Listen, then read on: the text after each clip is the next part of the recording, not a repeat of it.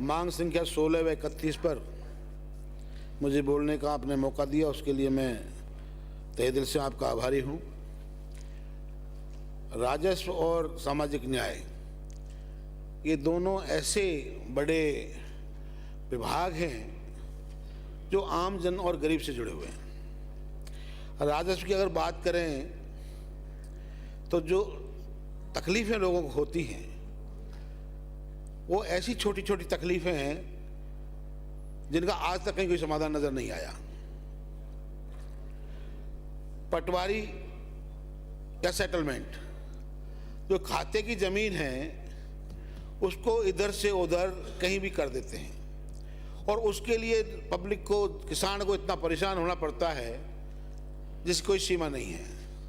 मंत्री जी अब राजे हुए हैं, मैं निवेदन करना चाहूँगा कि ऐसे लोग जो खातों को इधर से उधर मन से भी कर देते हैं, किसी कहने से भी कर देते हैं, ऐसे लोगों के साथ में दंडात्मक कार्रवाई करनी चाहिए, क्योंकि आज दंड नहीं है इसीलिए कोई बात नहीं है।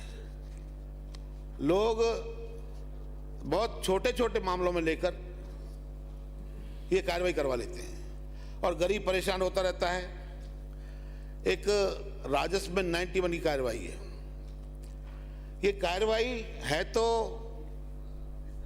दंड देने के लिए कि किसी भी सरकारी जमीन पर किसी व्यक्ति ने कार्रवाई की तो उसको 91 का नोटिस दिया, लेकिन प्रक्रिया ये चल रही है कि 91 का जो नोटिस है उसके तहत लोग माला माल हुए जा रहे हैं। सोचते हैं कि भाई 91 की कार्रवाई कितने सालों से है, बोले 10 साल से, बोले इसको रेगुलर कर दो, जबकि ये बहुत ही गलत है।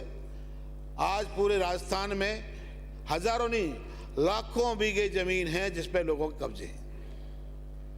सरकार को मैं निवेदन करना चाहता हूं कि एक तयशुदा प्रोग्राम के तहत एक प्लान बनाकर ये जितने भी क्या नाम है अवैध जमीनों पर कब्जे हैं, सरकारी जमीनों पर, वो कब्जे छुड़वाने चाहिए। सरकार का बहुत बड़ा काम है और ऐसे लोग जो भूमिहीन हैं, वो चाहे किसी भी जाति के हो, उनको SC ST में पहले ले लिया जाए, बाकी उन लोगों को ये भू आवंटन करना चाहिए। महोदय, मैं सभापति महोदय, मैं जब जमीनों के कब्जे की बात आती है तो अनुसूचित जाति और अनुसूचित जाति के जमीनों पर भी बहुत कब्जे हैं, 20-20 साल और 30-30 साल पुराने हैं। परिस्थिति ये होती है कि ये सब कब्जे किसी न किसी रूप में कराए हुए होते हैं।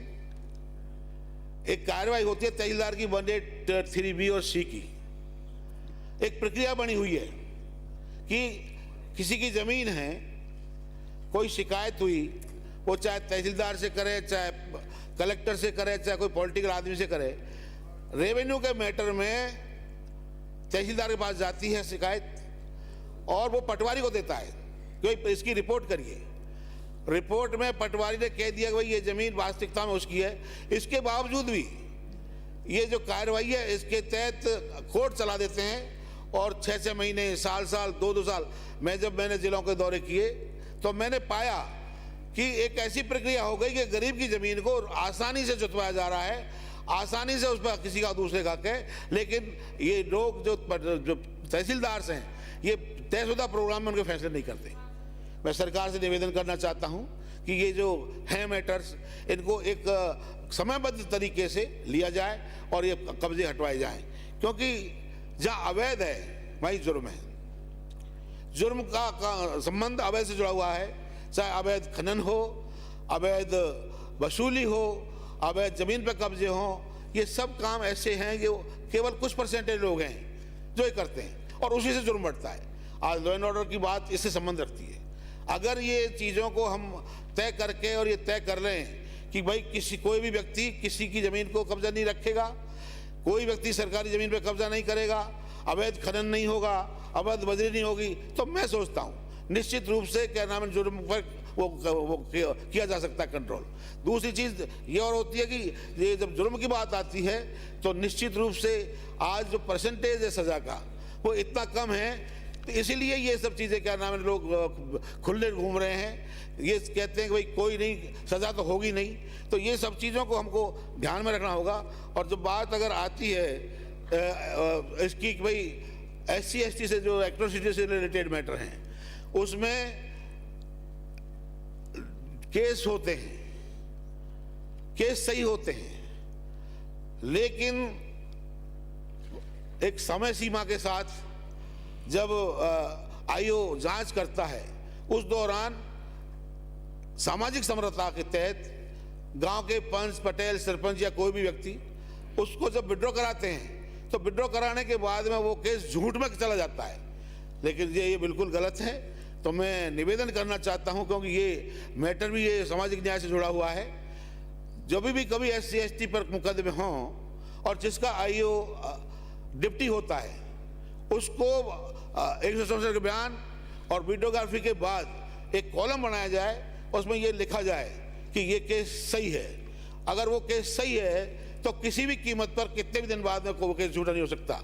और जब स्थिति ये आती है कि फिर भी क्या नाम है सामाजिक दबाव से ये बदला जाता है, तो इसको निश्चित रूप से एक अलग कॉलम बनाया जाना चाहिए जिससे हमारे लोगों को दोषी निकाला जाए और ये प्रचार नहीं हो कि SC के लोग झूठे एट्रोसिटी एक्ट दर्ज कराते हैं। क्योंकि ये वास्तविकता ये है कि केस दर्ज होता है वो सही होता है, लेकिन दबाव के कारण जब विड्रॉ होता है उससे वो केस झूठा हो जाता है। तो इसलिए मैं इसमें मैं कॉलम बनाने की मांग करता हूं कि जो चालान होता है इसमें समझौता चालान का भी एक कॉलम होना चाहिए जिससे ये चीज़ निकलती है। क्योंकि आज की डेट में जिस तरह का एक माहौल है और माहौल में जिस तरह के लोगों को तकलीफ हैं, उन तकलीफों को एक एक को हमको ध्यान देना चाहिए।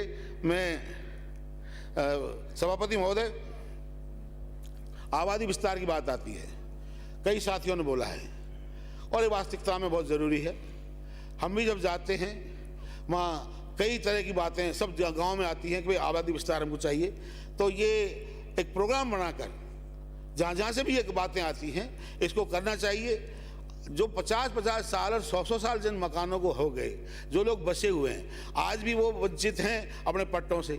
तो ये एक ऐसी स्थिति में जो कि वास्तविकता है उसको निश्चित रूप से पट्टे जारी करके और लोगों को वो तकलीफ को ख़त्म करना चाहिए। क्योंकि पट्टा होता है तो उसको लोन मिल जाता है, उसको और कई चीज़ों में वो करना पड़ जाता है।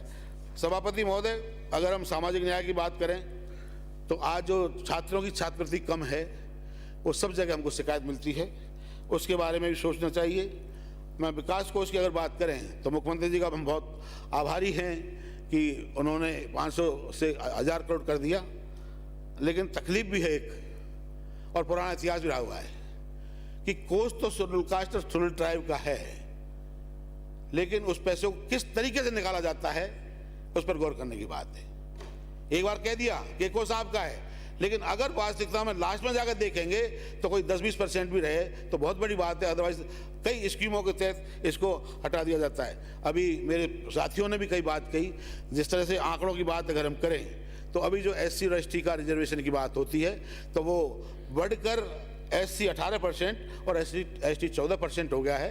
मैं सरकार से निवेदन करता हूं कि उसको ध्यान में रख के उसका लोगों को फ़ायदा दिया जाना चाहिए। मैं एक निवेदन और करता हूं, सरकार ने बहुत अच्छे काम किए हैं, मालूम भी है, लेकिन एक बजट का मैटर है, अभी मुख्यमंत्री जवाब देंगे। अनुसूचित जाति जनजाति के जो दिव्यांग बच्चे हैं उनके लिए स्कूटी प्रदान की जानी चाहिए और ये पूरा का पूरा इस तरह से नियम निकले कि जो भी भाई इतनी परसेंटेज का है और वो उसका दिव्यांग है तो उसको सरकारी तौर पर सामाजिक न्याय अधिकारिता के मंत्रालय के तहत संपूर्ण लोगों को स्कूटी देनी चाहिए। सभापति महोदय, मैं एक ऐसे मैटर को आपको संज्ञान में लाना चाहता हूँ। TSP एरिया में शेड्यूल कास्ट का परसेंटेज आरक्षण 6% है। ऐसा क्यों है भाई? पूरे राजस्थान में जब 12 और 16 है तो वहाँ इस तरह का क्यों है? मैं निवेदन करना चाहूँगा, पहले भी हमने लिखित में और अब जब हमारा एक कमीशन SC कमीशन आया था सेंट्रल वाला, तब मैंने और हमारे उन कमीशन के ने हमारे बैठे हुए सभी सेंटर 16% ही होनी चाहिए, लेकिन वहाँ SC का परसेंट 5 करा हुआ है। इसको आप और किसी को कितना ही फायदा दें हमें पता नहीं, लेकिन हमारे जो एससी का वो है उसको भी 16% रिजर्वेशन करना चाहिए।